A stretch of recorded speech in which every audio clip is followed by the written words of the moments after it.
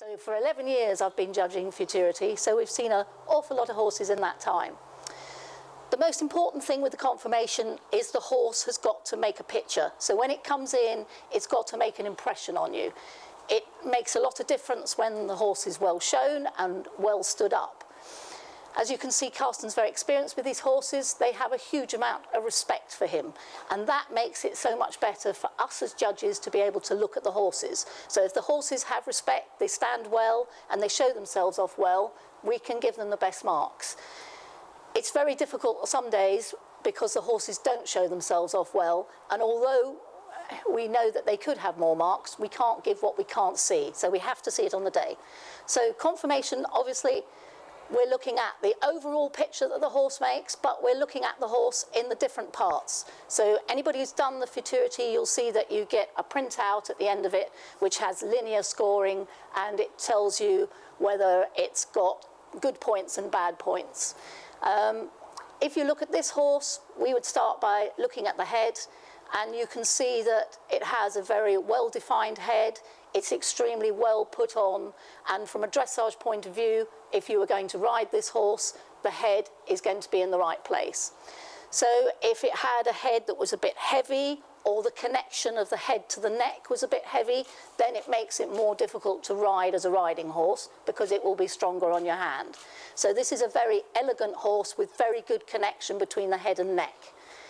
It also has a very nice neck with a very good definition of the muscles and a good shaping to the top of the neck.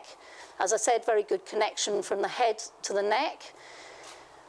Ideally, we might like the neck a fractionally longer, but it is very well in proportion with this horse. So the horse is very harmonious, so it makes a very good impression. We also talk about the overall look of the horse being, in a dressage horse, a square conformation rather than a rectangular conformation. So on an eventer, we would expect a more rectangular conformation because we want them to be able to stretch out when they jump and to be able to lengthen when they gallop. So this is a dressage horse, and she's very square in her conformation. It's a very good connection from the neck to the withers as well, and nicely defined withers. We talk about the shoulder. And she has a nice slope to her shoulder.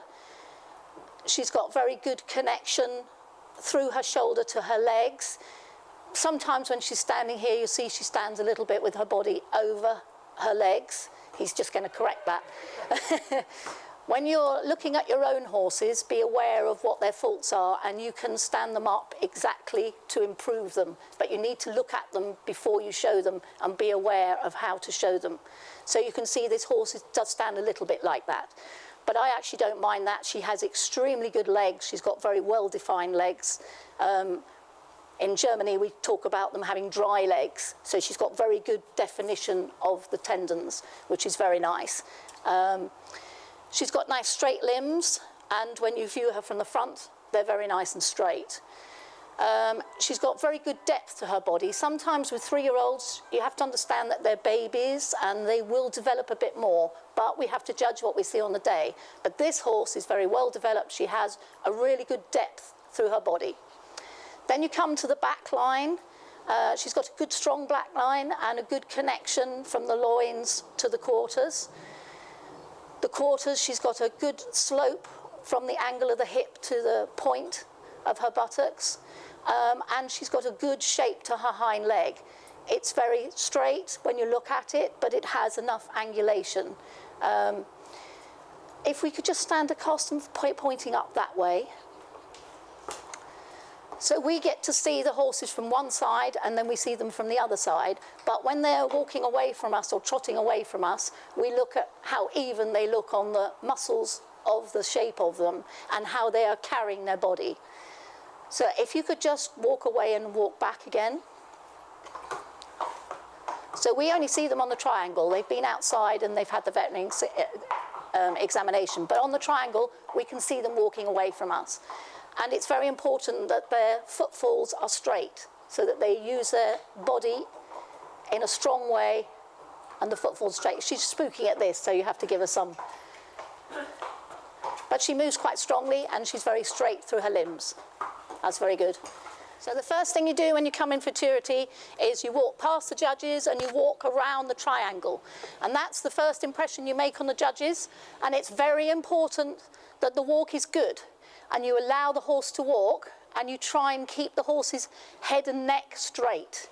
Not that simple in walk.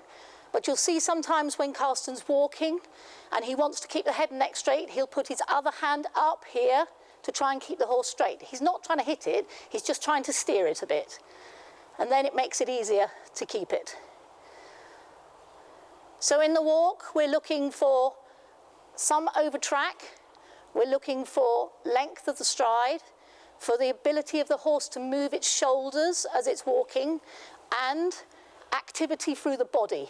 So the body is not stiff. So all the muscles are working in the walk. And you can see this horse, in its class, it was very distracted today, but now it's walking really, really good. So you have to give the horse a chance. Sometimes in Futurity you'll see they'll ask it to go round several times because we want you to get a good mark. That is what we're all here for. So we want to be able to see the horse. So you can see when the horse is walking up that side, you've got quite a good length to the stride.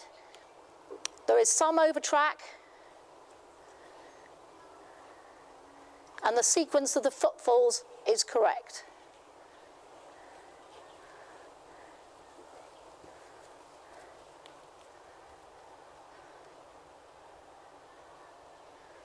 So when the horse is more relaxed, it will stretch his head and neck, and then you can get a slightly longer stride. At the moment, you see she's looking around, and it's more difficult for her to relax. It's very difficult to show your horses well. On the day, you have to do what you can do. It depends what's going on. There can be all sorts of distractions, but you just have to do the best you can.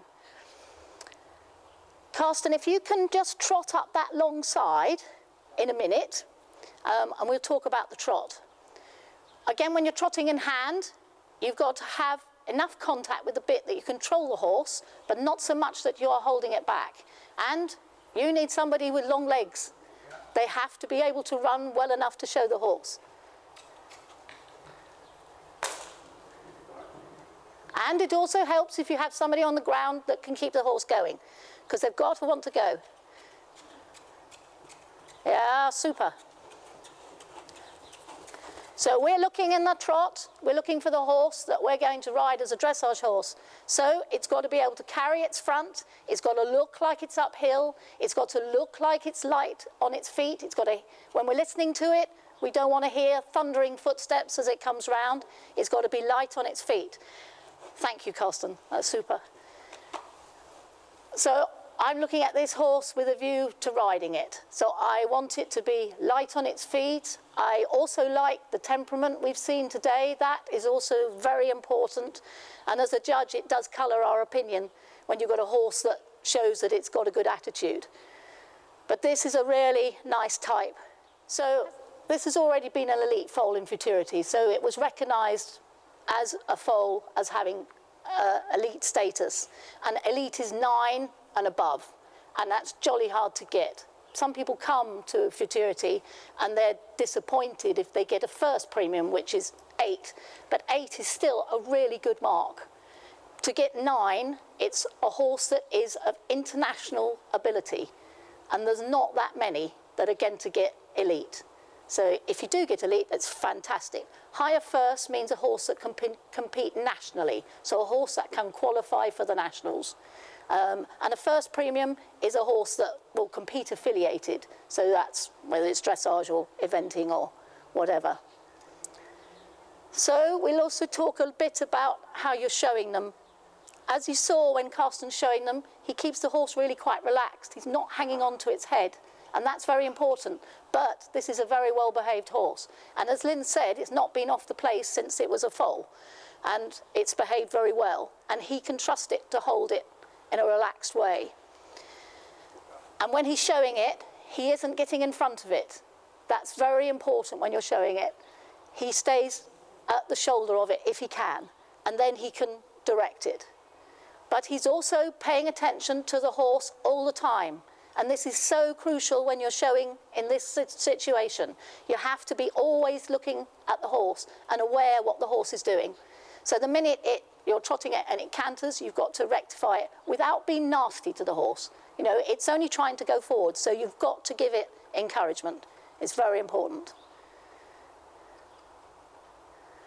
You do need to do some preparation before Futurity, because your horse has to know what you're doing on the day. And I think especially for the veterinary inspection, you have to be sure that you can trot them up and down in a straight line. That's very important. But I don't think you should overdo it, because you want them to be fresh and you want them to be listening to you. One of the sad things about Futurity is people show their horse and then go and don't look and see the other horses. And the most helpful thing is the person who's running the horse. He can look at the horse, but he doesn't actually know how the horse looks for the judge. Yeah. And you need to educate your eye that a horse flying along really fast, but sounding like an elephant hitting the ground, or with its tail in the air and its back completely hollow, looks very active in the legs to the person running, but maybe it's going too fast. So you need to really have the possibility to have a partner with you in Futurity while you're presenting in hand, or actually any show, that understands that the picture that you want is active, but supple and soft through the back and light-footed. And that we do with the young breeder training, the person who's with the whip is the one who has the judgment as to whether it should be more or less, you know, whether they should slow down. And one of the hardest things to show actually is the walk. And you see with this mare, if we now put her on a circle, Carsten, you see the really important thing is to not have a contact with the mouth. It's effectively like free walk on a long rein. But what you also see is that the horse will match Carsten. So if he takes short, quick steps, so will the horse. So he needs to make what we call sort of giant footstep strides. Well, he already has giant footstep strides. But with a horse with a big walk, you need, even if it feels a bit strange, to make those strides, because the horse will take a lead from you. And any tension in the arm, any contact with the mouth that isn't supple, or fast strides, you see the horse will walk at the same pace.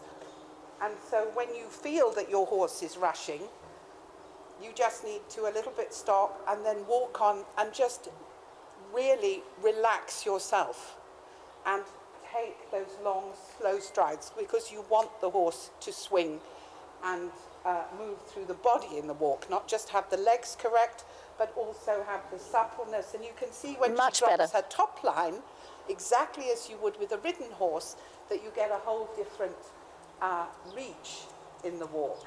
And the other thing is, normally with Futurity, the walk is evaluated at the end of the loose running. So maybe you are asked to walk your horse at the beginning so that the evaluators get a picture of the horse, but they really shouldn't give a mark for the walk until the horse has trotted and cantered loose, which is a huge benefit we have here, that we don't have to run with these horses to really show the maximum of their gaits. And once the horse has galloped around its surroundings, it'll have let go of some of the tension and the, oh, I look at everything. And then they're much more inclined to drop the top line and be relaxed, because they know where all the tigers are. So I think it's really just thinking about that preparation. For me, if the horse doesn't stand entirely square, I don't mind. I would rather that it isn't fidgeting and doing this and spoiling its top line and where its back and hind legs are, than I'm endlessly trying to put it in a show position. You obviously want to be very considerate for the vet and for the evaluators, but not at the expense of the relaxation of the horse. That's absolutely critical, and I think it's a welfare thing when you take a horse to an event, that it has a really nice time. Anything? Oh yeah, and as you can see with this horse, it's been relaxed throughout. You know, it's done an awful lot for us. It's very pleased, it's got very good expression, and that's so important. So it'll go away from today having had a good day out and enjoyed itself. Very good. Thank you very much, Carsten. Thank you. Thank you. Thank you.